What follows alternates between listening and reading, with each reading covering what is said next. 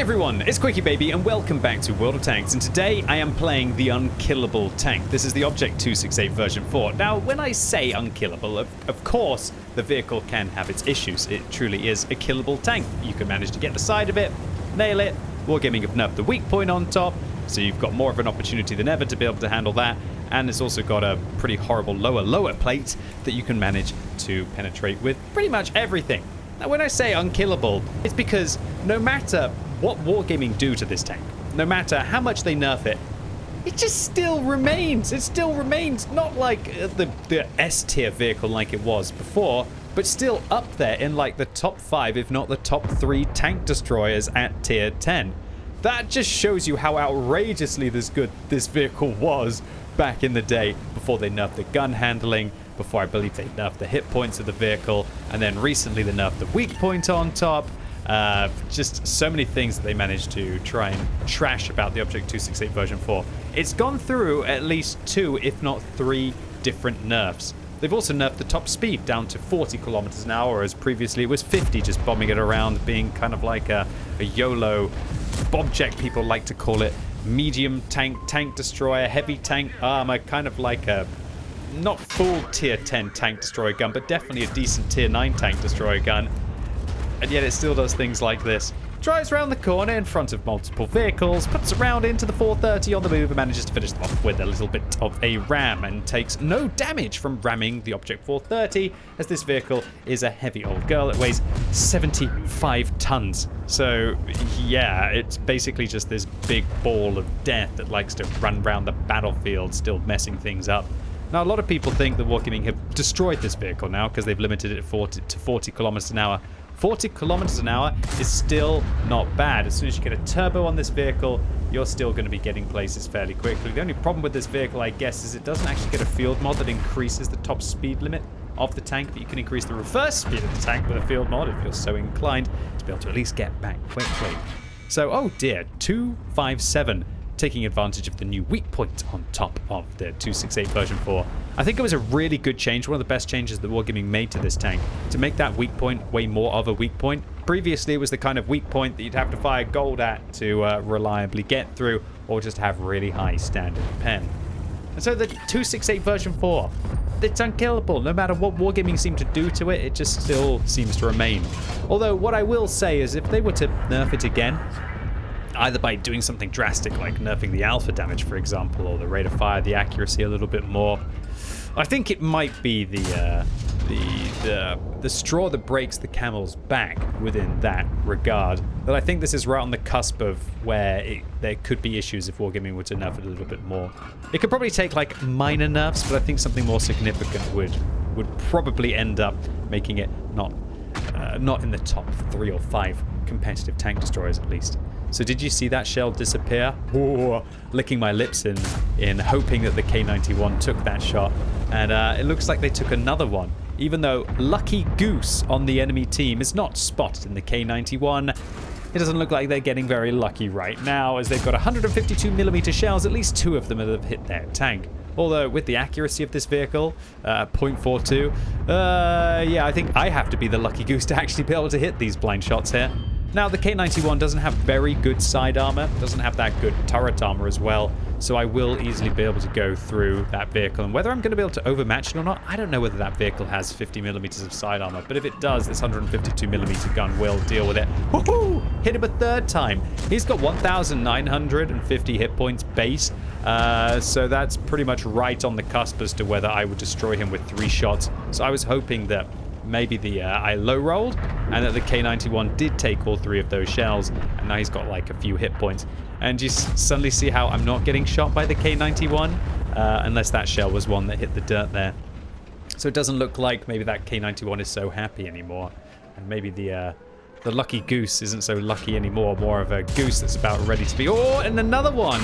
But how are they not dead? And oh gosh, the K91 fired back now. So I have hit 4 different shots, but this K91 is relentless. Maybe I've just been bouncing, maybe I've just been tracking, maybe I've been missing the vehicle altogether. We'll have to wait and see when the K91 reappears as to how many hit points they're on. And while I do have quite a lot of ammunition in this tank, when I've been blind firing for like multiple minutes, it's not going to last that long. So much so that I elected to actually intuition switch out to fire an HE shell there, because I was worried about firing too many AP shells and then not having them in this game. Although, actually, when I take a look at the scoreboard at the top, oh god, we're outnumbered by pretty much 2 to 1, and it's not just a numbers game here. They've also got twice as many hit points as we have, unless the K91 has lost some. But here we go, ladies and gents, the 268 version 4. It's going to be done trying to blind fire snipe and instead wants to go after the pattern instead. So, the Rinoceronte is going to be face-hugging the pattern here. I'm telling the Rinoceronte to fall back, and to be fair, he does. And that maybe saves him some hit points, saves me, but it doesn't matter as the Rinoceronte rolls good against the pattern. And shout out to the Rinoceronte there for actually going behind him, which would mean that if he was to low roll or have like a nightmare ricochet or something, that the dude would still die. Alright, so what is this game? It's 6 minutes long and we're at 1,800 damage, plus possibly up to 1,900 against the K91. Ah, he appears, and he's only down 700 hit points, meaning that I only penetrated one of my shells, but at least that one manages to go in for another 700. So we did hit the K91 blind for about 700, so whatever we see on top of this will be 700 in addition. So once again, we're still outnumbered by 2 tanks, and they've got more than double our hit points right now, but luckily the Conway and the UDES are finally committing to be able to get rid of the T55A, but that's a full health 268. Now remember, the 268 version 4, it has kind of like a baby tank destroyer gun. It doesn't get the 395 heat, it gets 360. It doesn't get the 750 alpha, it gets 650. So against this 268, I will struggle. But, yo, mate, that's the wrong kind of ammo to be firing. You needed to be firing AP or heat against my tank. The HE barely scratches. I only take 133 and we do a big old shell to them. We absorb a heat shell to the tracks by the E100. The durability device, I didn't wait for it. I just wanted to get that shot in. I probably could have waited to just repair the tracks naturally there. But in this kind of a situation where you're down by 3,000 hit points, you've got to get those shells in as quickly as possible. The E100 now looking behind against the Rinoceronte, who is a one-shot. The UDES is also a one-shot, and I'm just trying to bait the C100 into fluffing a shell against me. And I need him to do something quickly because, oh dear, that K91 has actually surfaced over towards the west. Okay, in this situation, I ping the map after asking the Rinoceronte for help. It's clear the K91 wants to try and farm me after all of those shells that I fired at them earlier, but I have to try and get the C100, but I decide, I can't go around that corner and give the K91 my backside. But what I need to do is I need to still threaten the E100 and then Gonkavica to stop them from being able to go for the Rinoceronte, to allow the Rinoceronte to be able to deal with the K91, to enable me to turn around and now go for the Gonkavica. Hopefully I high roll 659, leaving the Gonkavica on 590 hit points. That's a little bit awkward. That's going to be a hit and miss as to whether I'm going to be able to one-shot that tank. And one thing that's interesting right now is there's a Gorilla on the enemy team, and what? 563? That is frustrating, and the E100 is still there, so I can't go around the corner and be able to ram that tank. One thing that's interesting in this game is there's a Gorilla on the enemy team who has not been spotted, suggesting they're on full hit points, and they're also level 350 on the Gorilla, so they're a very experienced player with the tier 10 German turreted tank destroyer. So I'm just going to lock down this position, and I'm going to wait till I'm no longer spotted, although I maybe mistimed it by about a second or two, and then I'm going to go and join the Rinoceronte around here. This kind of situation, we don't know where the Gorilla is. They might be sitting on a platform, and if they are, well, we're gone. But that's life. If it happens, it happens. So the Rinoceronte comes around the corner, manages to hit the E100, I believe, and now these 2 tanks are down to very low hit points. So I'm going to load an HE shell.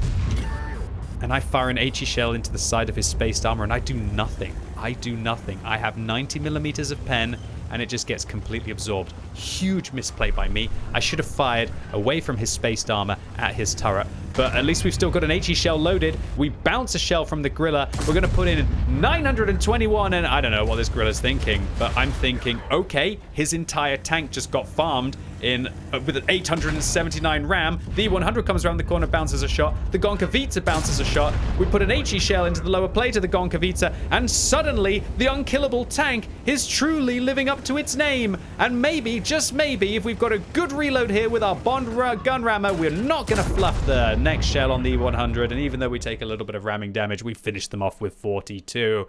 Ladies and gentlemen, boys and girls, if this doesn't show why the Object 268 version 4 is still very relevant in the game, no matter how hard Wargaming tried to destroy this vehicle, I don't know what better example there will be. This was 7,600 damage that we saw, probably about 700 extra against that K91 blind fire, unless it was someone else who dealt with the tank. And this was 6,300 damage blocked. This vehicle still flexing its guns as to why it is just so dominant. It is this idiot-proof armor that the vehicle has, which just allows it to bait its opponents. And irrelevant of the weak point on top, as long as you keep moving, it's not the easiest target to hit.